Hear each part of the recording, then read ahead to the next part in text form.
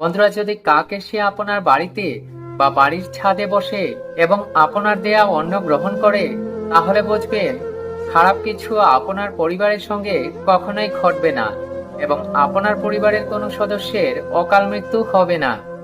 বন্ধুরা, নিয়মিত কাককে দানা খাওয়ালে ব্যক্তির মৃত্যু দোষ কেটে যায়। বন্ধুরা, শাস্ত্রে বলা হয়েছে যে ব্যক্তি কাকের সেবা করে, কাক আজীবন সেই ব্যক্তির গুণগান গেয়ে বেড়ায়।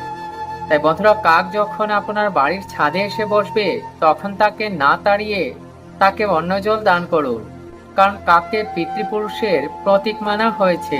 বন্ধুরা, শাস্ত্রে বলা হয়েছে কাকের সেবা করা অর্থাৎ শনিদেবের সেবা করা, কারণ কাক হলো শনিদেবের বাহন।